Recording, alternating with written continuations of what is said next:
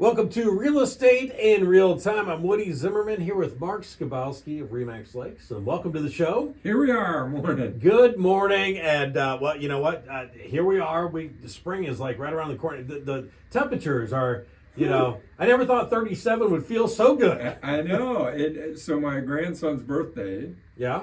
recent, ice skating party, we planned it on the lake because the lake is frozen. Yeah. And, well, these warmer temperatures, Yeah. that ice is, I'm sure it's still probably thick enough, Mm-hmm. but who wants to play? So I think we're going to switch it to one on the lake and use the ice rink there. Yeah. We'll see. There you go. We'll see. Yeah. I don't know. But yeah, temperatures are nuts. But They are. to be talking about spring already. Mhm. But the geese are coming back. So I think I'm going to make my prediction. Yeah. It's the Ben Franklin, Farmer's Almanac, but Yeah. it's the Skabowski Farmer. The geese are coming back. We're going to be in spring here shortly. Hey, I love that. We're going I'll to see take it. I think. I could be wrong. I'll take it. It's nice when I leave here at 5:30, 6 o'clock at night that you actually have a little bit more A daylight. little more daylight. It's coming back It's coming back. And the real estate market's coming back. as it does. Sorta, kinda. Yeah, This time of year. This time of year. This time of year. And I guess that's really wanted to talk today for buyers.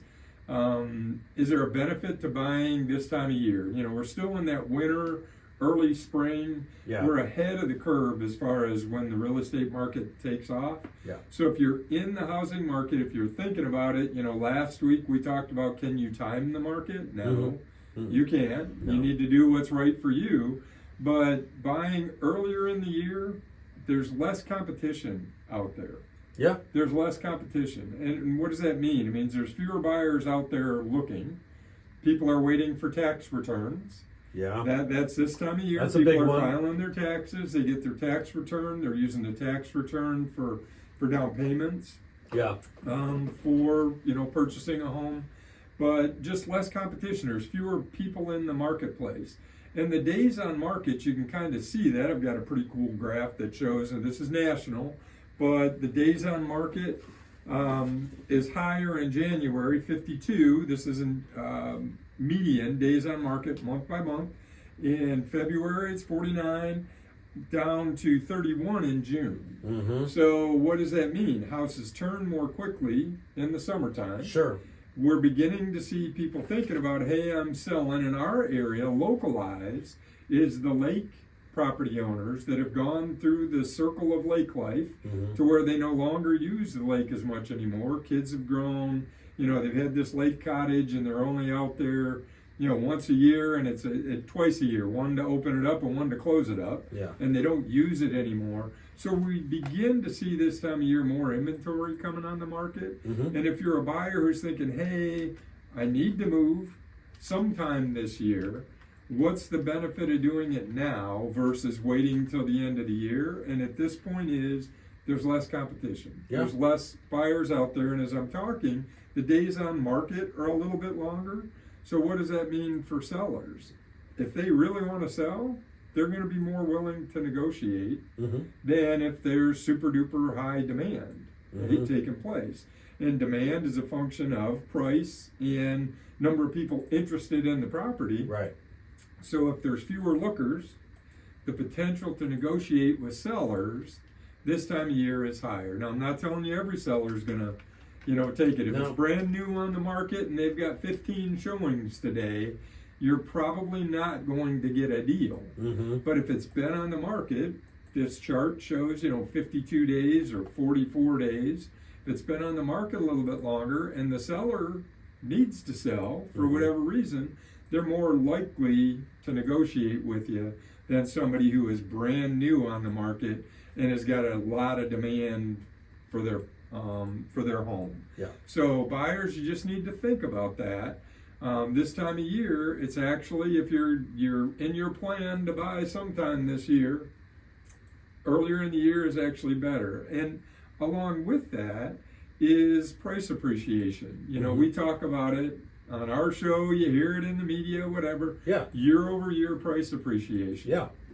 Well, if a home is 200,000 priced at or worth 200,000 in January, and values go up 5% year over year, that same home in December is now 210,000. Yeah. Right? If I'm doing that right, 5%, Correct.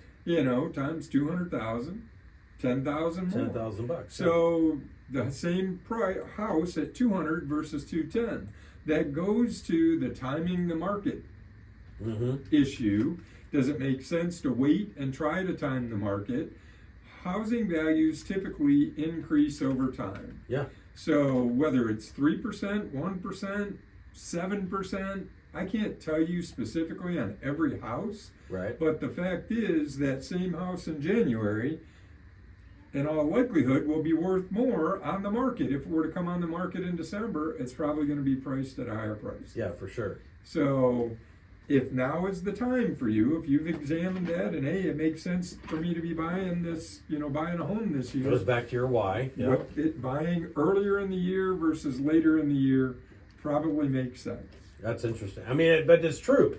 It's true. It's very, very true. And before we know it, we get another month down the road, and all of a sudden, the market's going to be hot again. Yes. And there's more competition. There's more competition. Yep. Yeah, that is interesting. All right, more with this topic here.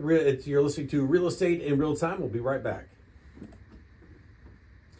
Welcome back. You're listening to Real Estate in Real Time. I'm Woody Zimmerman here with Mark Skabowski of Remax Lakes, and we're talking about buying in wintertime, early spring. And so how does that affect prices?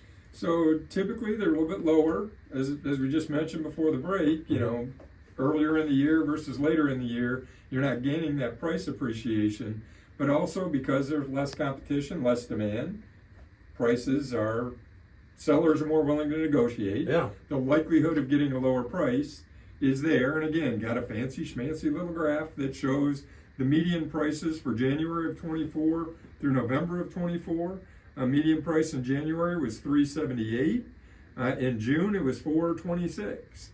Wow, that's a big difference. So now, why is that? Mm-hmm. More houses sold, you got a bigger sample size, Right. all of those things. But if you just think every year homes go up, year over year, it kind of makes sense that halfway through the year, if they go up 6% for the year, they're going to be 3% higher in the summer without any change in demand, right? Going back to the old economic thing. Right. Change one variable, which is just over time, homes increase in prices. Now, that's one variable. Add in the second variable, increase demand. What's going to happen to prices? Are going to rise. Right. So, yeah. And I remember when I had sold my first home, I was more willing to negotiate. It was wintertime because I didn't want to pay, the heat bill. I didn't want to pay that, Right. And so if I waited, I got a lot of money going, about $1,500 going out the door, for that heating and all the utilities, Absolutely. And, taxes are due in right. our area, May and November. Yeah, true. Yeah. Right? So the longer you hold it, the more you're paying, we call it carrying cost of maintaining a home if you're not using it, if it's a second home especially. And if you no longer use it, why people have those discussions this time of year? Why are we doing this? We haven't used it. Why not sell it and be done with it? Yeah. So beating that May and November, when tax bills come due, especially on a second home. Yeah. On a primary residence, taxes are capped at 1% of the assessed value. Right. On a non-homestead, it's 2%, so taxes are double. So you're paying double the taxes on a property that you didn't use anymore. Right. That goes into the discussion on should we keep it or not. Right. So, all this stuff is well and good, but if you're a buyer and you're thinking, hey, now is the time that I want to do it, there's some things that you should do and you shouldn't do. What's number one? Get a pre-approval. Yeah. You still, why waste your time going out and looking at a house if you're not able to purchase it, if you're not able to buy it? And, in July of 2024, we had the changes to buyer representation. It is now required by the state. It is a law in Indiana that you must have a buyer representation agreement in place before looking at a home. Wow. So if I just want to look at any home, anytime, I call the name on the sign out front. Yep. And you have to sign a contract just so I could walk in that house You and are take a look? supposed to sign a buyer notice. I say supposed to. Yeah. And there are those who will not do it. Just like anything, there's those that skirt. There are lots of attempts. Zillow came out with we'll have a listing preview form. Well, that's been struck down. Indiana requires a buyer representation agreement prior to looking at a home. Yeah. So the days of calling up an agent, well, I just want to look. Yeah. It's unlikely you're going to get an agent that's going to be willing to do that. They're going to ask you to sign this buyer representation agreement. And what does that mean? For buyers, what all of the changes say is you are now hiring the agent that's showing you that property, meaning you're going to pay that agent. Now, there's ways we can negotiate that. We can request that the seller pay that compensation. Okay. And most sellers are willing to do that. I'm not saying all, but most are. But the fact is, as a buyer, you have to sign that representation agreement, agreeing to pay the broker who's showing you these properties, if you, in fact, purchase that property. So unlikely you're going to get people to just show me the home. You need to be a serious buyer. How's one way to show that you're a serious buyer? Have a pre-approval. Yeah. Yeah. Have a pre-approval. You've at least taken that step, ready to go. The other thing that I would tell buyers at this point is make sure that you've only signed one buyer representation agreement. Right. Yeah. Because you can get in a mess of trouble. You sign it with, I'll just sign it. No big deal. I'll sign it with every agent. I'll look at every house. Well, ultimately you buy house B, but you signed a representation agreement with 4 different agents. Yeah. Guess what?